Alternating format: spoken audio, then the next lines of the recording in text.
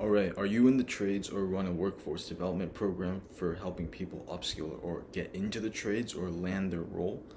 I got something really cool for you. Stay tuned and I'll show you how to do that with AI simulations. So you see here, you got all kinds of octagon simulations. That's what we call it. So I can dive in and basically say, hey, I want to practice for the trades. So right here, you're in the trade section. And now here you can have all kinds of choices. You got Lena, you got Luca, you got Robert, and you got Stacy. You can basically choose a bunch of different kinds of jobs.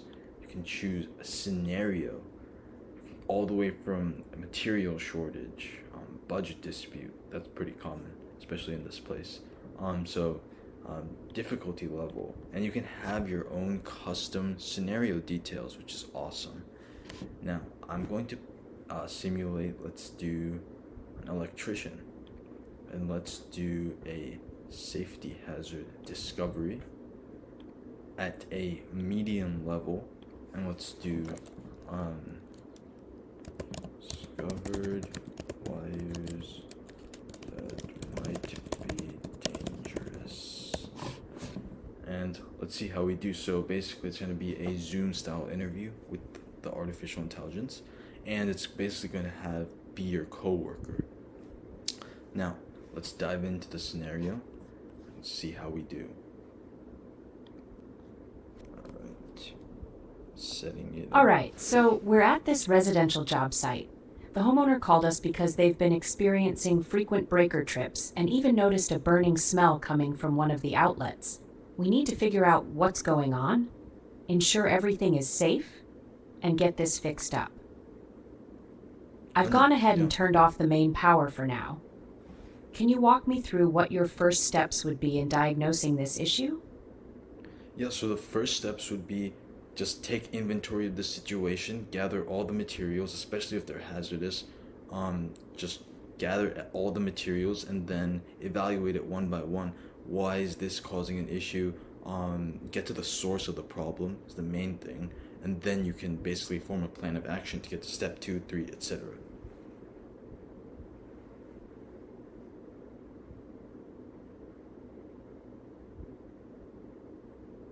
Great approach to start with a clear assessment of the situation.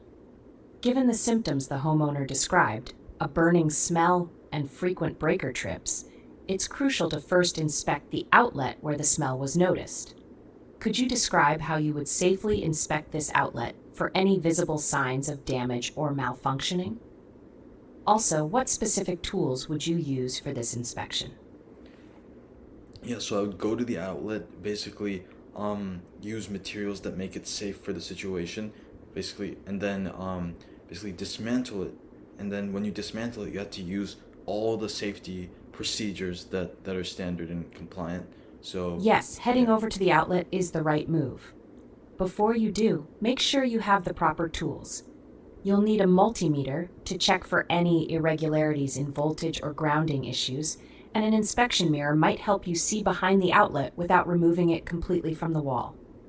Don't forget your flashlight for a better view, and ensure you have your insulated gloves on for safety. Once at the outlet, could you explain how you would use these tools to inspect the outlet? What are the key things you're looking for that might indicate why there is a burning smell and why the breaker is tripping? Yeah, so when I'm at the outlet, I would basically look for anything that's causing sparks, sort of electricity kind of being mishandled there. I would look for kind of breakages in the flow. I would look for kind of materials that are shouldn't be there that are in there. I would basically go in and basically see, kind of look on a small level with a magnifying glass almost.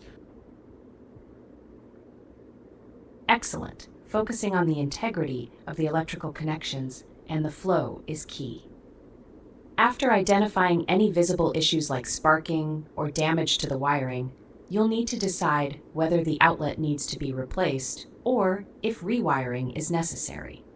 If you identify that the outlet itself is damaged and is the source of the problem, such as signs of burning or melting, replacing the outlet would be the most straightforward solution. Make sure to use the appropriate rated outlet for replacement to ensure safety and compliance with electrical codes. Regarding safety, continue to ensure that the power is off to the circuit you're working on by using your multimeter to confirm there is no voltage present before beginning any repairs. Always wear your protective gear and keep your tools organized to prevent any accidental short circuits while you work. Once the repairs are made, what would be your final steps before turning the power back on and testing the system? Basically, yeah, so the multimeter is critical in this situation. You'd basically see if all hazards are taken care of. There's no chance for a spark issue or electrical issue further. So just after you inspect the whole situation, then you can turn the power back on. But you have to make sure every possible hazard is cleared out of the way. Otherwise, it can cause a huge issue. So, yeah. Alright, guys, so that was a sneak preview of the kind of simulation that you would have in the trades. So, basically, on that conversation, it graded you on a variety of factors, ranging from problem solving, professionalism, communication, all that. It also recorded a transcript of it, which is awesome. So, yeah, so you can always access this at any time. Super useful to have with you on the go at any time, even for the training centers as well. So, yeah, hope you enjoyed that, and yeah, talk soon.